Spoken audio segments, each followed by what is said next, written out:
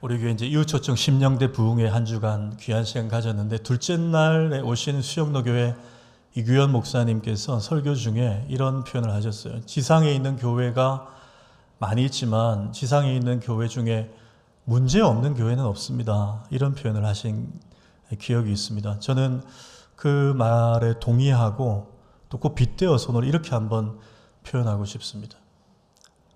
이 땅에 있는 가정 중에도 문제없는 가정은 없다는 거예요. 여러분 아마 다 암묵적으로 동의하실 것입니다. 괜찮은 것 같아 보여도 들여다보면 그 문제의 경중의 차이는 있지만 다 어려움이 있고 갈등의 요인들이 그 가정 속에 다 있더라는 거예요. 저 집은 돈이 많으니까 늘 행복하겠지 싶어도, 물론 돈이 주는, 돈 때문에 겪는 불편함은 좀 덜 할지라도 그 외적인 또 갈등과 문제들이 그 가정 속에 늘 이렇게 자리 잡고 있는 것을 우리 주변에 적지 않게 보게 됩니다. 오늘 누가복음 15장 그 유명한 탕자의 비유에 관한 본문의 앞절만 읽었는데, 물론 이 이야기 우리가 다 알듯이 이야기의 큰 결과 주제는 아버지의 유산을 미리 상속받아서 흥청망청 다 쓰고 돌아온 이 아버지를 반역한 이 아들을 다 용서해 주신 하나님 아버지의 사랑이 이 이야기의 큰 주제가 맞습니다. 오늘 특별히 우리가 11절만 읽었죠. 11절에 있는 대로 어떤 사람에게 있는 두 아들, 그 두 아들에게 오늘 초점을 좀 맞춰서, 오늘 이번 한 달을 가정의 달이고 오늘 자녀 축복의 주일이기 때문에 이 두 아들이 이 가정 속에서 갖고 있었던 영적인 문제는 무엇인가 찾아보고 우리에게 주시는, 또 우리 자녀들에게 주시는 메시지를 삼고자 합니다. 두 가지인데, 첫째는 먼저 둘째 아들의 관점을 한번 바라보겠습니다. 둘째 아들의 영적인 문제는 아버지의 사랑이 변했을 것이라고 생각하고 오해했다라는 점입니다. 자신의 이 불효막심한 이 일로 인해서 나를 향한 아버지의 사랑은 변했을 것이다 라고 생각했다는 점입니다. 자, 12절에서 14절을 우리 한번 자막을 보시면서 함께 읽겠습니다. 시작. 그 둘째가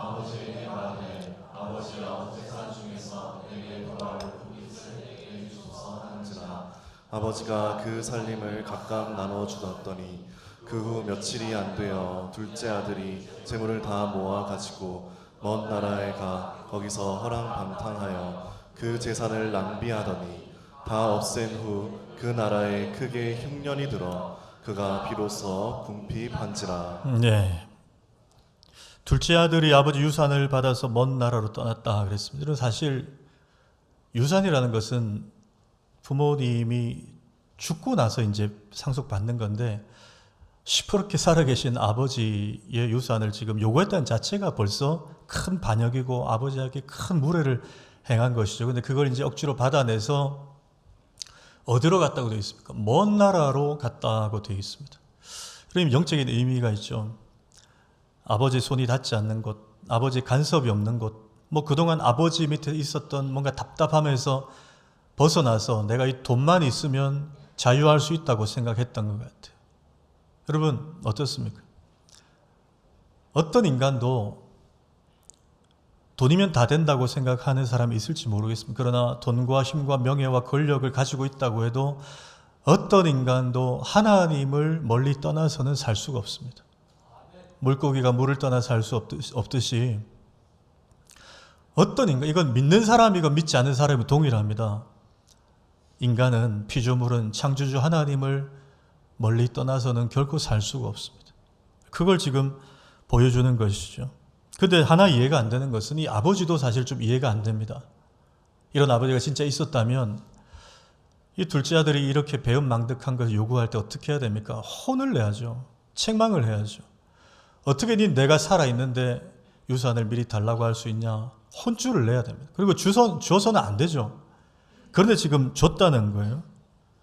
분량대로 나눠서 줬습니다. 왜 줬을까요? 아들이 칼을 들고 와가지고 겁박을 했을까요? 그런 얘기는 성경에 없기 때문에. 그러나 성경의 본문 가운데 우리가 읽어낼 수 있는, 유추할 수 있는 짐작점이 있습니다. 아버지는 그 누구보다 이 둘째 아들의 성향을 잘 알고 있었습니다. 얘는 말로 말려서 될 애가 아니에요.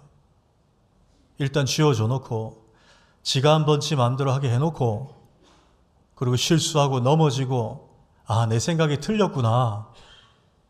경험해봐야 얘는 포기하는 애라는 것을 그 누구보다 아버지는 잘 알았던 것입니다. 실제로 여러분 20절 한번 보실 거예요. 20절에 이에 일어나서 아버지께로 돌아가니라 거리가 먼데 아버지가 그를 보고 치근히 여겨 달려가 목을 안고 입을 맞추니 잘 보십시오. 아들이 대문 밖에 가서 초인종 눌러가지고 아버지 저 왔습니다. 불러서 아버지가 나온 게 아니에요. 아버지가 먼저 대문 밖 앞에 나와 있었습니다. 언제 올 줄 알고요. 아버지가 그를 보고 되어 있습니다. 이 말은 아버지는 이 둘째 아들의 성정을 알았던 것입니다. 얘는 이 정도 돈이면 그래 몇 날 며칠 나가서 쓰다가 아마 이맘때쯤 되면 돈 떨어 돌아올 애야. 여러분 자녀를 누구보다 잘 아는 건 부모님이잖아요. 이쯤 되면 돌아올 거라고 생각하고 그 즈음에 늘 나가보았던 것이죠. 근데 그날 거짓골로 둘째 아들이 돌아온 거예요. 거리가 먼데도 아버지가 그를 먼저 봤어요. 그리고 달려갔습니다. 아버지는 아들이 돌아올 줄로 예상했었다는 것이죠. 중요한 것은 오늘 21절인데 21절을 다시 한번 읽겠습니다. 시작. 아들이 이르되 아버지 내가 하늘과 아버지께 죄를 지었사오니 지금부터는 아버지의 아들이라 일컬음을 감당하지 못하겠나이다 하나. 네, 지금 둘째 아들이 자신의 과오와 죄를 인지를 했습니다. 이 일로 내가 어떻게 아버지께 이렇게 했나 돌아오면서 계속 생각했어요. 내가 아버지 집에 들어가려면 난 더 이상 아버지의 자녀가 아니다. 아버지 밑에 있는 품꾼 취급 당해도 나는 마땅하다. 이 마음으로 실제 아버지에게 가서 아버지 저는 이제 아버지의 아들이라 일컬음을 받을 자격이 없습니다. 이게 아들의 생각이에요. 왜?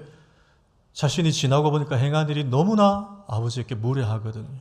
그런데 여러분 중요한 것은 아버지의 생각은 완전히 달랐다는 거예요. 24절 한번 보십시오. 24절에 이 내 아들은 죽었다가 다시 살아났으며 내가 잃었다가 다시 얻은 여러분 아버지가 지금 아들을 부르는 호칭이 변했습니까? 안 변했습니까?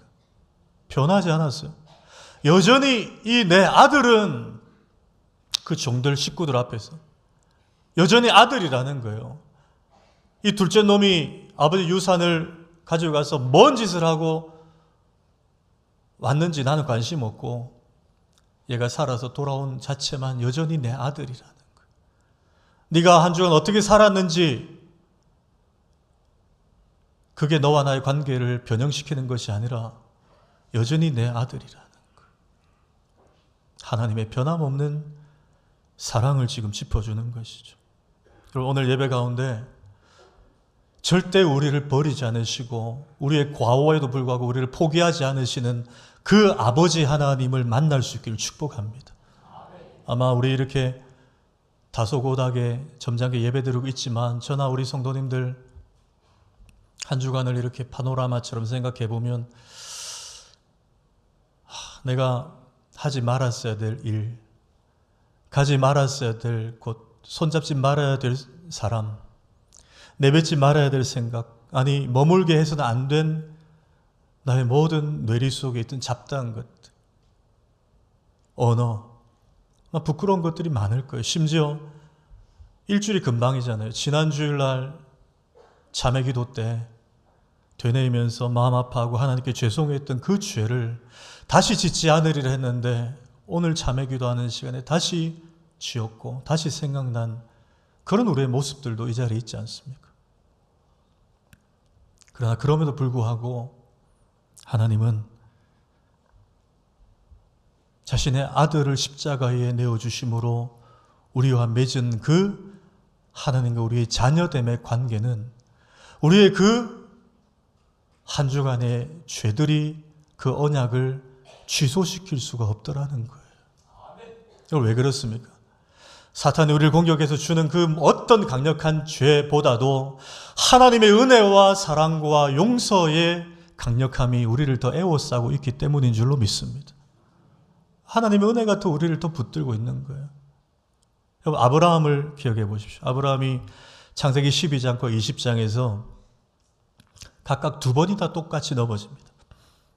한 번은 애굽 왕 바로에게, 또 한 번은 그랄 왕 아비멜렉에게 두 번이나 그들이 무서워서 자신의 아내를 누이라고 거짓말합니다. 그거는 하나님을 불신했다는 거거든요. 하나님을 못 믿었다는 거예요. 그러니 거짓말을 하는 거죠. 근데 그럼에도 불구하고 똑같은 죄를 두 번이나 범함으로 하나님이 실망하실 법도 한데 내가 너를 잘못했겠구나. 내가 어쩌자고 너를 택해서 민족의 아비가 되게 하고 내 실수다 이렇게 하지 않고, 여러분 12장에서는 그냥 용서해 주시고 20장에서는요 그 그랄 왕 아비멜렉에게 이 자를 건들지 말라. 이 아브라함은 내가 세운 선지자라. 여러분 아브라함이 선지자급이 됩니까? 두 번이나 그 실수를 했는데요. 그래도 하나님은 그를 격상시켜 주시면서 더 강력한 은혜와 자비로 아브라함을 세워주시는 거예요. 왜? 하나님이 택한 하나님의 자녀거든요. 하나님의 자녀니까 그 언약을 포기하지 않겠다는 하나님의 의지를 보여주시는 거예요. 여러분 기억하십시오. 우리가 이렇게 예배할 수 있는 것, 우리가 하나님의 자녀이기 때문인 줄 믿습니다.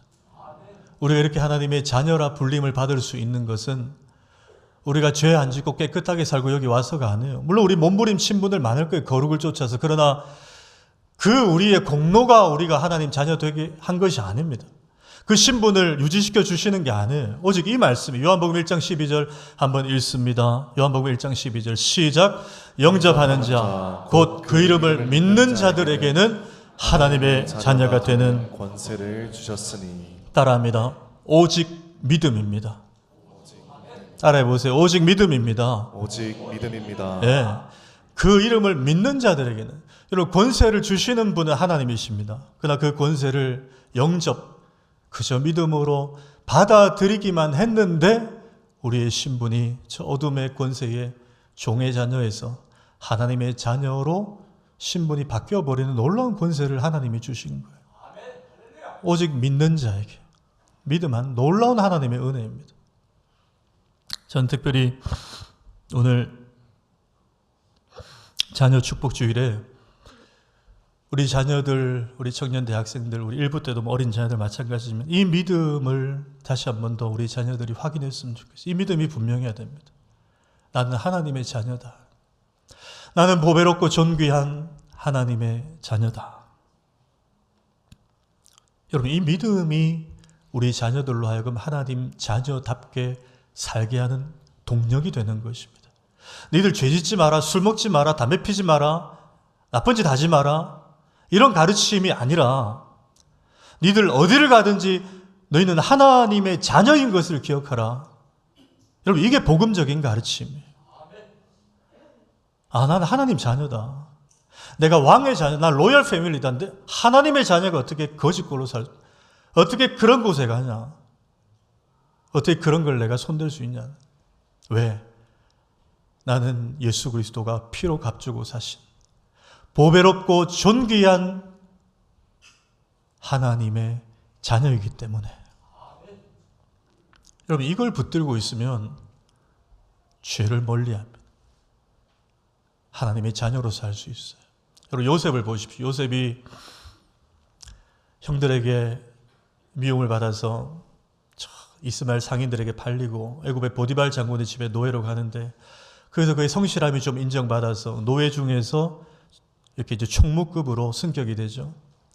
근데 요셉이 외모도 준수했습니다. 그러다 보니까 늘 바쁜 남편 보디발 장군이 출근하고 나면 이 외로웠던 이 보디발 장군의 아내가 요셉에게 늘 이렇게 접근을 했어요. 근데 한두 번이 아니고 성경에 보면 날마다 자기와 동침하기를 바랬다 그랬어요.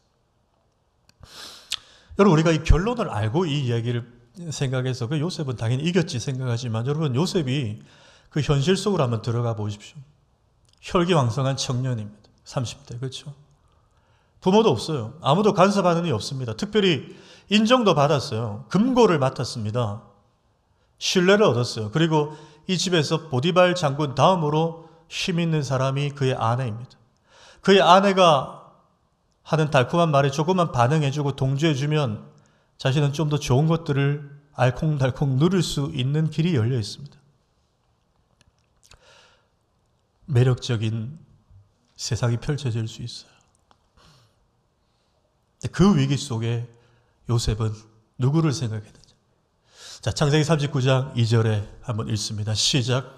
내가 어찌 이 큰 악을 행하여 하나님께 죄를 지으리이까. 주인 보디발이 떠올랐던 게 아니고요. 뭘 떠올랐습니까? 하나님. 그러니까 내가 누구인가? 내가 누구에게 속해 있는가? 누구의 백성이고 누구의 자녀인가가 요셉에게 가장 먼저 떠올랐다는 거예요. 여러분, 우리 청년들, 대학생들에게 나는 하나님의 백성이고 하나님의 자녀라는 정체성이 어딜 내놔도 늘 견고하게 서 있기를 주의 이름으로 축복합니다. 이게 바로 서 있으면 이기는 거예요. 그것이 세상을 이기게 하는 힘인 거예요. 제가 4살 때 저희 부친이 저 부산시 금정구 남산동 122-12번지에 남산교회를 개척을 하셨어요. 제 위로는 5살, 7살 형이 있는데 삼형제를 데리고 이제 개척을 하신 거예요. 82년도. 제가 저는 막내라서 좀 덜했지만 그래도 이제 그때 생각해 보면 큰 어려움이 2가지였던 것 같아요. 하나는 경제적인 궁핍함, 또 하나는 목사님 아들이라는 그 시선이 참 힘들었던 것 같아요. 똑같이 제 친구인 집사님 아들과 좀 실수를 하고, 어릴 때 여러분 실수할 수 있잖아요. 실수 안 하셨습니까? 냉정하게 쳐다보시네. 실수할 수 있잖아요. 근데 똑같이 했는데도 좀 목사님 아들이 말이야. 이런 얘기들이 어린 저에게는 굉장히 상처가 되고 가시가 됐어요. 목사님 아들처럼 되냐. 저희 어머니는 교우들에게 그런 말 듣지 않게 하려고, 그게 아버지 목회에 방해가 될까봐 굉장히 엄하게 저를 양육하셨어요. 그 당시에는 이해가 안 됐죠. 왜 이렇게 사람을 잡으시나 이런 생각도 하기도 했는데, 근데 우리 지나고 나니까 저는 지금 너무너무 어머니에게 감사해요. 그것이 그 당시에는 스트레스고 나를 신경 쓰이게 하고, 아버지는 왜 신학교 가가지고 이런 원망도 하고 했지만, 지나고 나니까 그 스트레스였던 것이 오히려 저에게 거룩한 긴장감이 되었다라는 거예요. 너 목사님 아들 아니냐? 그게 저를 지켜준 거예요. 때로 흔들리고 격결로 갈 수 있었지만 그걸 지켜주었더라는 거예요.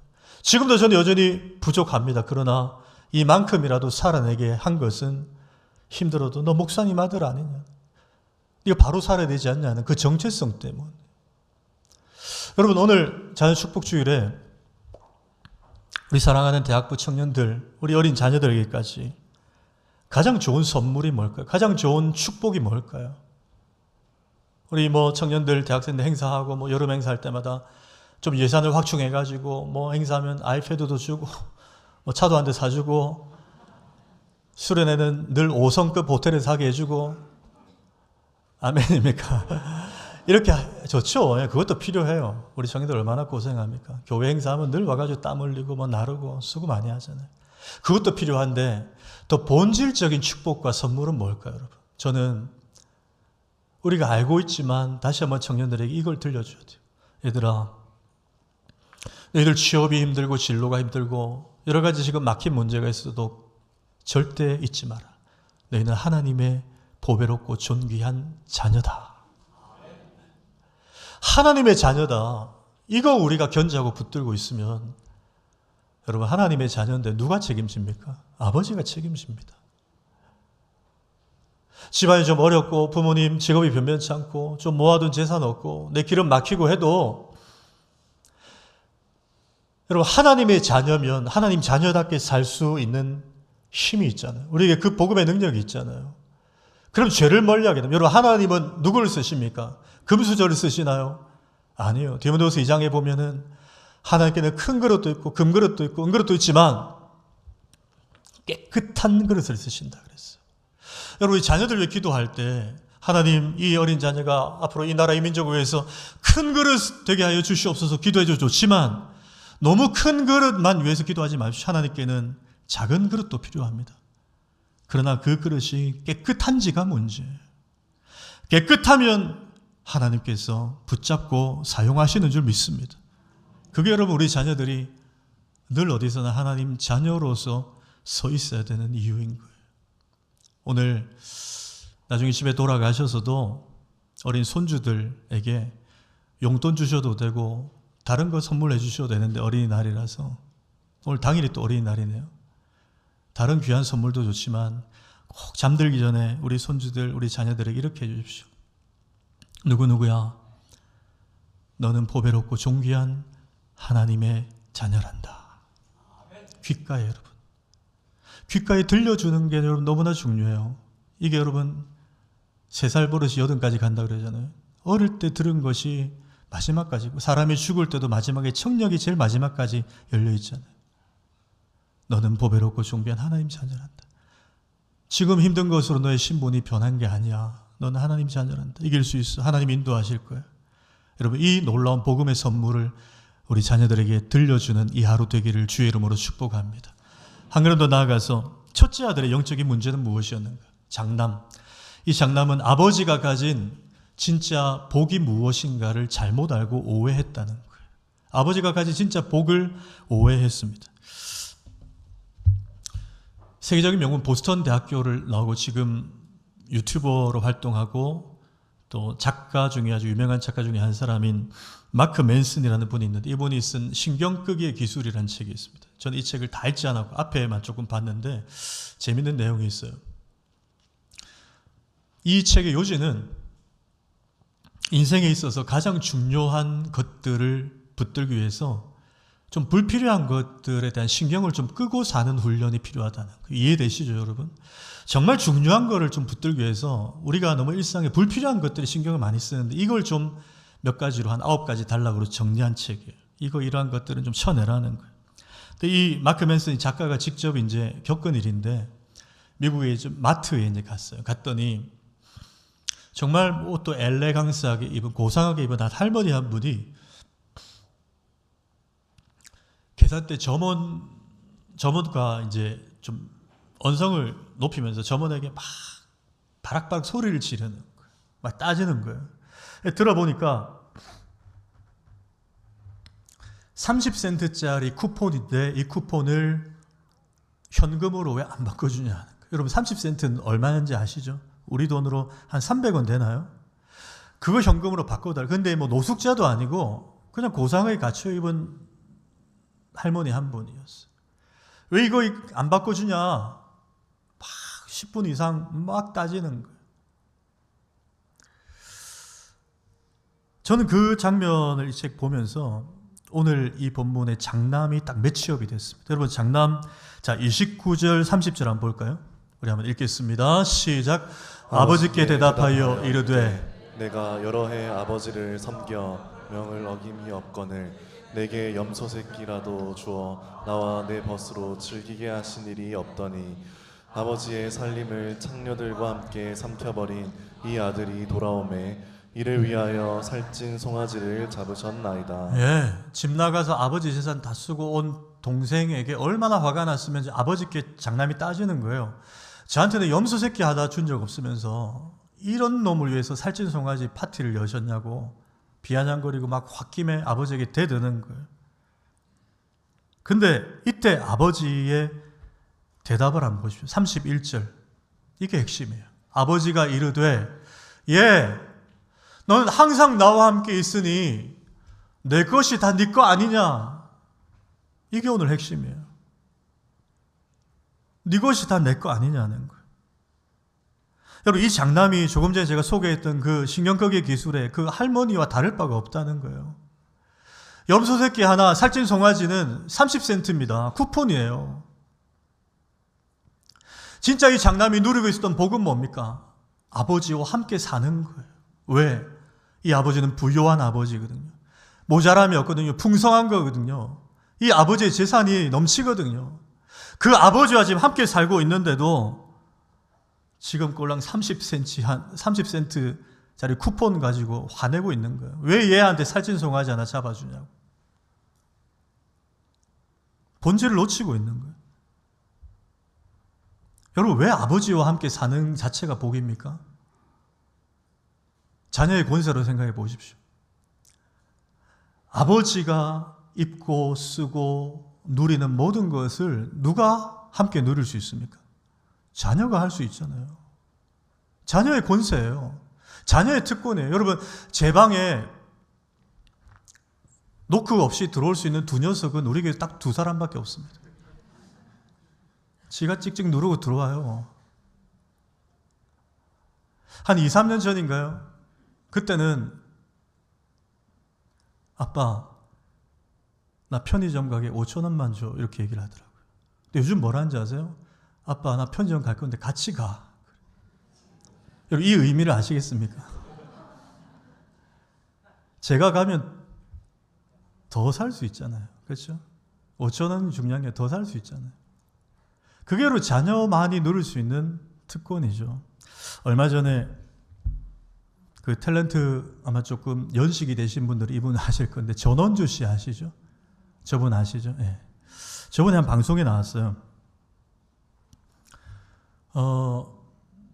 아시는 대로 저분은 주인공을 한 적이 없습니다. 늘 단역이었어요. 뭐 가사 도우미 같은 이런 그냥 그런 단역이었는데 저분이 한 40년, 50년 이상 단역 배우로만 쭉 하셨으면서도 별명이 짤순이라고 할 정도로 얼마나 돈을 많이 모았던지 현재 이제 노후를 위해서 모은 자산이 37억 정도 있다는 거예요.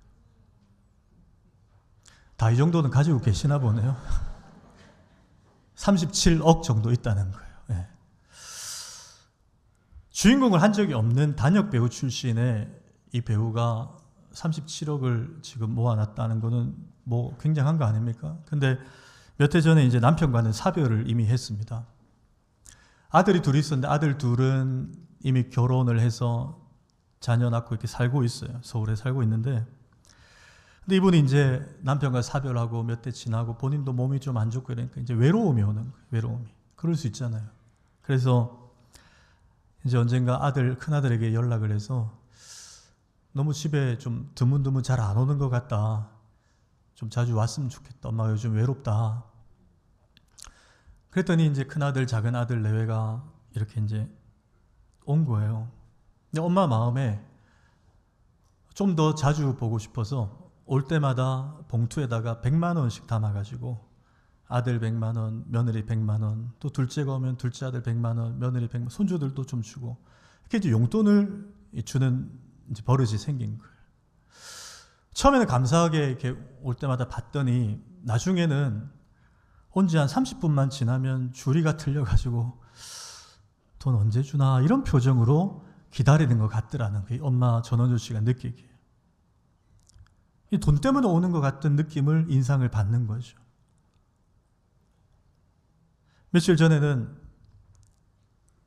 올 때가 됐는데 안 오길래 연락을 했더니 자기들끼리 가족 여행을 갔다는 거예요.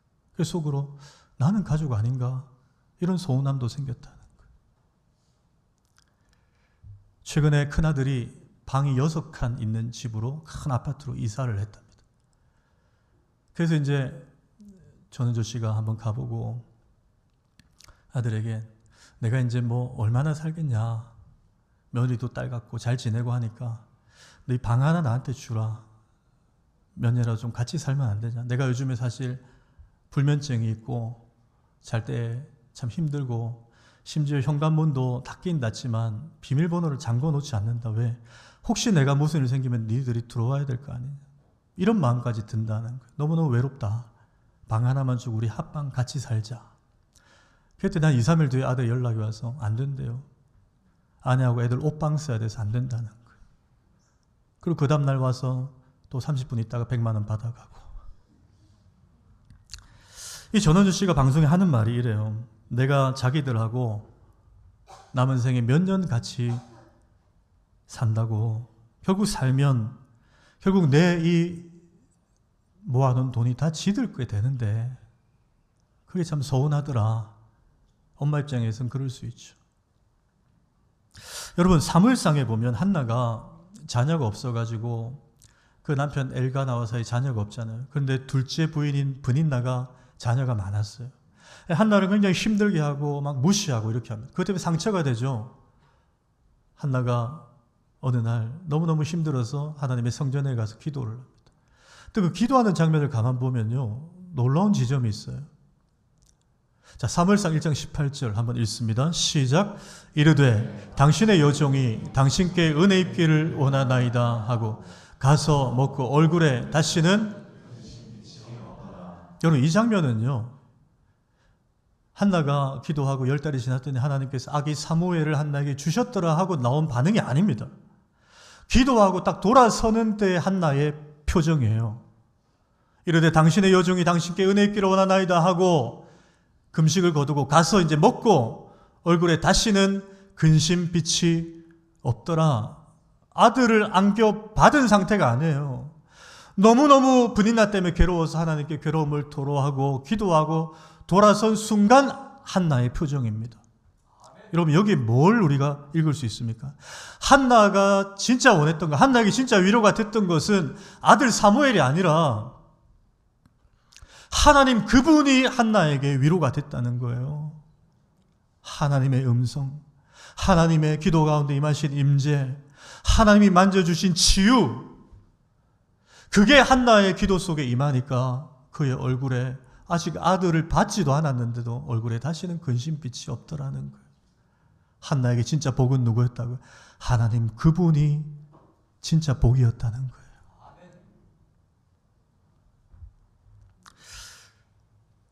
저는 말씀을 맺으면서 다시 한번 우리 청년들, 대학생, 우리 자녀들에게 첫째는 하나님 자녀라는 이 정체성, 이게 우리의 복이고, 또 하나는 하나님이 우리의 복이라는 것을 우리 청년들이 잊지 않고 살았으면 좋겠습니다. 우리 이걸 한번 읽을까요? 한번 띄워주십시오. 우리가 뭘 확인해야 되는가? 한번 읽습니다. 시작. 내가 원하는 것을 구하면 주시는 분이 하나님이 아니라 오히려 하나님 그분이 복이기에 그 하나님을 구할 때 그분이 나의 모든 필요를 때를 따라 돕는 은혜로 채워주신다는 것을 잊지 마시기를 축복합니다. 우리 청년 대학부모 한번 대답합시다. 잊지 마시기를 축복합니다. 예. 하나님 그분이 복이에요. 여러분, 이 순서를 바꾸어서 붙들면 혹 앞으로 대학이나 취업이나 결혼의 문제나 길이 막혀도 하나님께 실망하지 않습니다. 왜? 하나님 그분이 복이거든요. 내가 기도하고 응시했는데 떨어졌어. 괜찮습니다. 왜? 기도했거든요. 그러니까 하나님 책임지실 거거든요. 코로나 같은 고난과 시련, 앞으로 어떤 일이 일어나도 교회를 떠나거나 하나님 떠나지 않습니다. 그 시련과 고난 때문에 하나님께 더 가까이 나오게 됩니다. 왜? 하나님 그분이 복이거든요. 이걸 붙들고 사는 우리 부민의 모든 자녀들 다 될 수 있기를 주의 이름으로 축복합니다. 우리 다윗의 이 고백을 마지막으로 읽고 마치겠습니다. 시편 16편 2절입니다. 시작.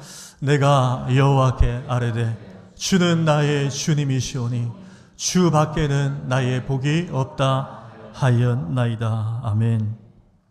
마지막에 저 고백. 주 밖에는 나의 복이 없습니다. 우리 할렐루야 찬양대 저 고백이 우리 할렐루야 찬양대 고백이 되기를 축복합니다. 주님 밖에는 나의 복이 없습니다. 주님이 나의 복입니다. 우리 이부 예배 드리는 모든 성도님들, 주님 밖에는 나의 복이 없나이다. 여러분의 고백이 되기를 축복합니다. 우리 대학부 청년의 헤세드까지 주님 밖에는 나의 복이 없습니다. 이것이 여러분들의 진정한 평생의 입술의 고백이 되기를 주님의 이름으로 축복합니다. 이 고백의 힘으로 살아내는 우리 부민의 모든 자녀들, 모든 가정들 다 되기를 주의 이름으로 축원합니다. 하나님 아버지 감사합니다. 주의 백성들에게 오늘 자녀 축복 주일 허락하시고 우리 어린 자녀들부터 청년들 헤세드 이르기까지 하나님 말씀과 찬양으로 축복의 시간을 갖게 하시니 감사합니다. 하나님 일평생 우리 자녀들 하나님의 보배롭고 존귀한 자녀임을 잊지 않고 살게 하시고 하나님의 지갑이 복이 아니라 하나님 그분이 우리의 복임을 잊지 않고 사는 우리 모든 청년들 자녀들 다 되게 하여 주시옵소서. 예수님의 이름으로 기도하옵나이다. 아멘. 일어서시겠습니다. 우리 오늘 말씀을 기억하시면서 이렇게 한번 고백하십시다. 저와 여러분은 보배롭고 존귀한 하나님의 자녀입니다. 시작. 저와 여러분은 보배롭고 존귀한 하나님의 자녀입니다. 네, 그 가사를 담은 찬양, 우리 십자가 그 사랑 멀리 떠나서 이 찬양할 때 나중에 후렴에 주 나를 보호하시고 나올 때는 나에게 주님의 은혜로 위로하고 축복하고, 또 너가 나올 때는 옆에 분들에게 축복을 좀 흘려보내는 그런 찬양의 고백을 마지막으로 올려드리겠습니다.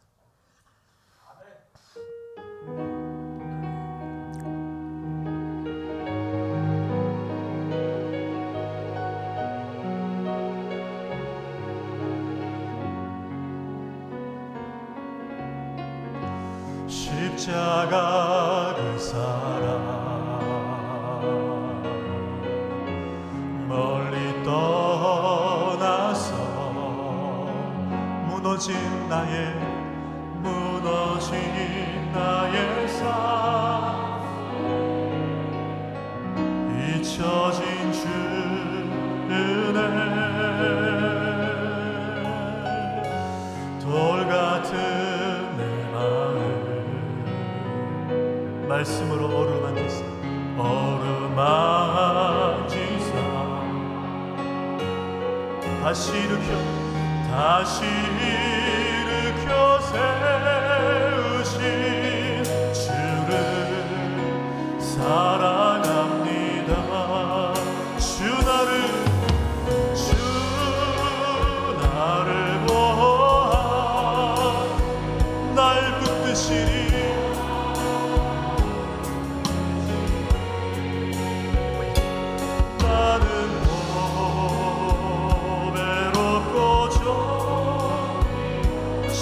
자녀입니다.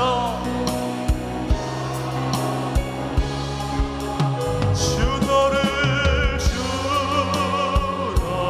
보아 널 붙드시리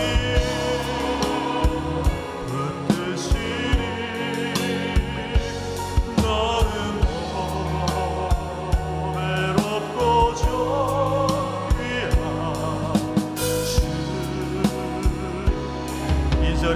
지나간 일들을 기억하지 않고 지나간 일들 기억하지 않고 이전에 행한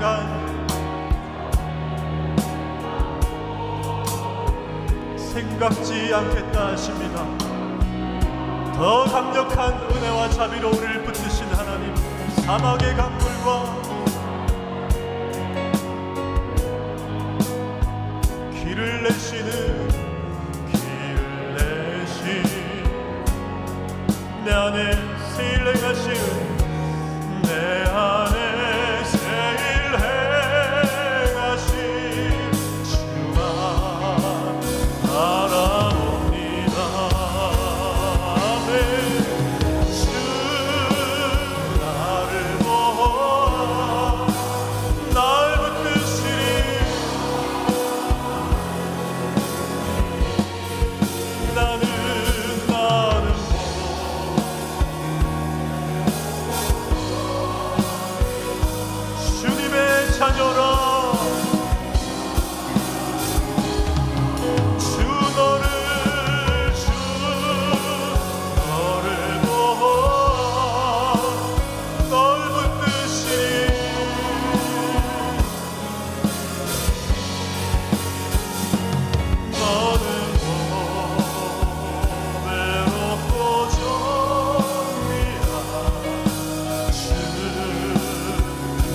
대학생들 향하여 한번 손을 뻗어서 주 너를 보호하시고 우리 청년들 대학생들 축복합니다. 패세드도 축복합니다. 너는 외롭고 정귀한 주님의 자녀라. 주 너를 보아 우리 청년들 붙들어 주실 것입니다. 아멘. 너는